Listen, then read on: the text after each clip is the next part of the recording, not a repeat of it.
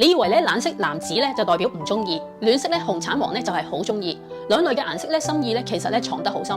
如果咧你唔識咧睇明白佢嘅暗示咧，分分鐘咧你就會錯過佢嘅真心。冷色咧你會覺得咧佢冷漠同埋退縮，暖色咧你會等唔到佢表白而放棄。明明咧有緣分咧，但係咧最後都會錯過咗大家。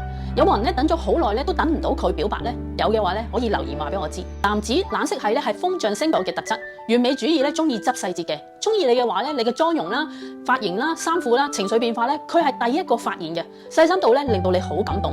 唔中意嘅話咧，你做咩咧都唔順眼，完全咧浪費時間。紅橙黃暖色系咧係火象星座嘅特質，熱情咧又要極度要面，中意你咧就頻頻出現，約你食飯傾偈去玩，但係咧絕對咧唔會主動表白，驚咧被拒絕咧而冇面，會咧試探你一段時間，你唔俾回應嘅話咧，佢就會默默退出，因為咧覺得咧自己唔值得。呢兩類嘅顏色有冇講中你呢？講中嘅話咧，點讚、收藏同埋分享。綠色嘅感情密碼咧好關鍵，想知道咧佢對你嘅心意咧，可以咧留意下一條片。